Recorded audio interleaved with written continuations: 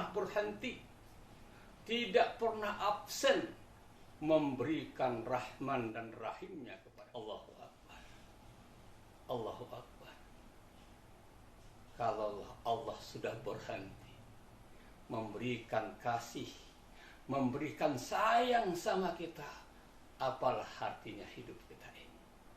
Karena itu wahai hamba Allah, penonton Parang TV rahimakumullah, jangan pernah berhenti bersyukur kepada Allah.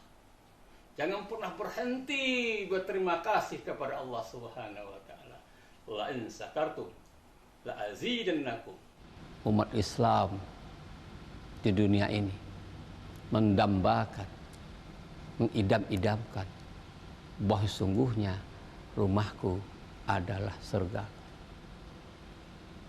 Bagaimana menciptakan, bagaimana mewujudkan agar rumah kita ini menjadi surga. Wahai hamba Allah rahimakumullah, ada 3 instrumen, ada 3 metode, ada 3 syaratnya agar rumah kita itu menjadi rumah yang damai, rumah yang tentram, rumah yang penuh dengan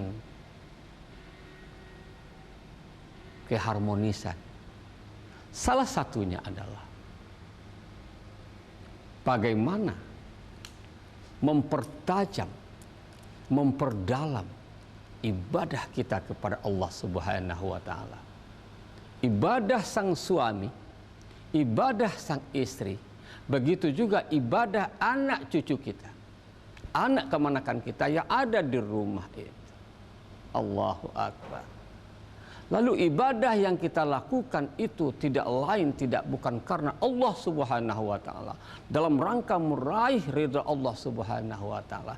Inilah instrumen yang pertama agar keluarga kita menjadi keluarga yang baik, surga, rumah surgaku dan rumahku itu, agar bisa menjadi keluarga sakinah, mawaddah warahmah itu tidak lain tidak bukan awalnya bagaimana ketajaman, kedalaman beribadah kepada Allah Subhanahu wa taala, sampai di mana kadar ketaatan ibadah kita kepada Allah Subhanahu wa taala.